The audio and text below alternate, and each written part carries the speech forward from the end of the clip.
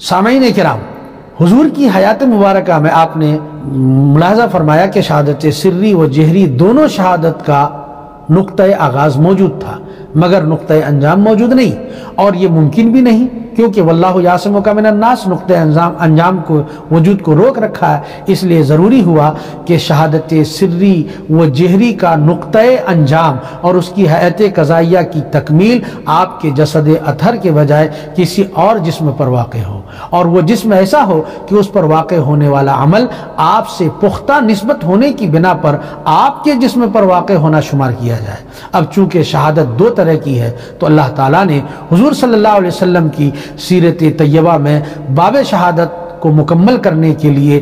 دو افراد کا انتخاب فرمایا، تاکہ ایک سے شہادت سری انجام پائے اور دوسرے سے شہادت جہری انجام پائے، اور ان دونوں منتخب افراد کے لیے ضروری تھا کہ وہ آپ کے اپنے ہوں، پرائے نہ ہوں، کیونکہ اگر کسی پرائے سے آپ کی اس صفت شہادت کی تکمیل ہوتی تو یہ ان کا آپ پر احسان ہوتا، اور خدا کی ذات کو یہ گوارا نہیں کہ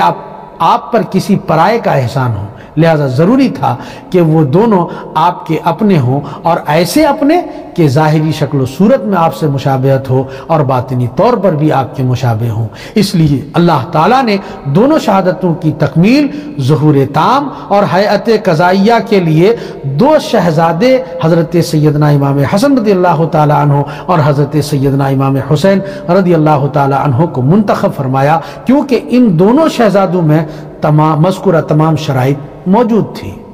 ناظرین کرام، حضور صلی اللہ علیہ وسلم اور حضرت حسنین کریمین میں جزئیت و مشابہت کس طرح سے تھی، آپ اس سے اندازہ لگائیے کہ حضرت امام حسن و حسین حضور کے اپنے تھے، پرائے نہ تھے تو نواسے، مگر حضور نے انہیں کبھی بھی نواسا نہیں کہہ کر پکارا، بلکہ ہمیشہ بیٹا کہہ کر پکارا۔ آپ ہی کا خون ان دو شہزادوں کی رگ و ریشہ میں سرایت کیے ہوئے تھا۔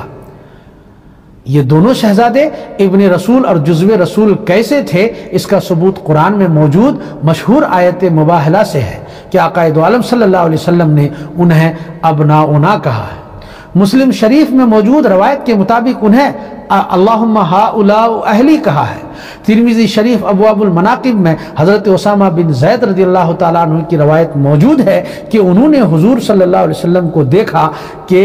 حسن و حسین دونوں شہزادوں کو لیے بیٹھے ہیں اور فرما رہے ہیں ہذان ابنایا و ابنا ابنتی، یہ دونوں میرے اور میری بیٹی کے بیٹے ہیں۔ جہاں تک مشابہت کی بات ہے تو ان دونوں شہزادوں کو حضور صلی اللہ علیہ وسلم کے ساتھ نہ صرف ظاہری اعتبار سے مشابہت تھی بلکہ باطنی اعتبار سے بھی مشابہت تھی۔ ظاہری مشابہت کا علم حضرت علی کرم اللہ وجہہ الکریم کی اس روایت سے ہوتا ہے، جس کو امام ترمذی نے نقل کیا ہے۔ فرماتے ہیں الحسن اشبہ برسول اللہ صلی اللہ علیہ وسلم ما بین الصدر الی الراس، والحسین اشبہ برسول اللہ صلی اللہ علیہ وسلم ما کان اسفل من ذلک،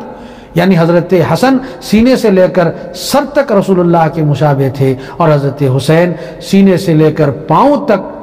حضور صلی اللہ علیہ وسلم کے مشابہ تھے۔ دیگر روایتوں میں یہاں تک آیا ہے کہ دونوں شہزادے حضور کے ساتھ شکل میں اتنی مشابہت رکھتے تھے کہ اگر دونوں کو ملاتے تو پتہ چلتا تھا کہ دونوں حضور صلی اللہ علیہ وسلم کی تصویر ہے۔ چنانچہ حضور کے وصال مبارک کے بعد صحابہ کرام جب کبھی حضور کی زیارت کے لیے بیتاب ہوتے اور نگاہیں نبی اکرم کی زیارت کے لیے ترستی تو حضرت امام حسن اور حضرت امام حسین دونوں کو سامنے اکٹھا کر کے دیکھ لیتے۔ اس طرح دونوں کو بیک وقت دیکھ کر نبی اکرم کے سراپا مبارک کو دیکھنے کی آرزو پوری ہو جاتی۔ جہاں تک باطنی مشابہت کی بات ہے تو وہ بھی حدیث سے ثابت ہے۔ رسول اللہ صلی اللہ علیہ وسلم دو جہاں کے سردار ہیں، اور آپ نے حضرت حسنین کریمین کو جنتی جوانوں کا سردار قرار دیا ہے۔ ایک دوسری حدیث جو مشکات شریف کی ہے، حضور نے ارشاد فرمایا الحسن والحسین ہما ریحانتایا من الدنیا، کہ بے شک حسن و حسین دنیا میں میرے دو پھول ہیں، اور ظاہر ہے کہ پھول کا جمال و کمال کا اپنا فیض نہیں ہوتا، اپنا نہیں ہوتا، وہ یہ جمال و کمال تو حقیقت میں اصل یعنی درخت کا ہوتا ہے۔ یہ دونوں ایسے پھول ہیں کہ نبی اکرم صلی اللہ علیہ وسلم سے انہیں جمال کا بھی فیض ملا اور کمال کا بھی فیض ملا۔ حضور کا ان دونوں کو اپنا دو پھول قرار دینا ان کی آپ سے روحانیت کی روحانی مشابہت کی بہت بڑی دلیل ہے، اس پر یہ دلالت کرتا ہے۔ اسی طرح حضور صلی اللہ علیہ وسلم نے امام حسن و حسین کی محبت کو اپنی محبت اور ان سے عداوت کو اپنی عداوت قرار دیا۔ باطنی مشابہت کی دلیل اس سے بڑھ کر اور کیا ہو سکتی ہے کہ حضور صلی اللہ علیہ وسلم نے ارشاد فرمایا حسین منی وانا من الحسین، کہ حسین مجھ سے ہے اور میں حسین سے ہوں۔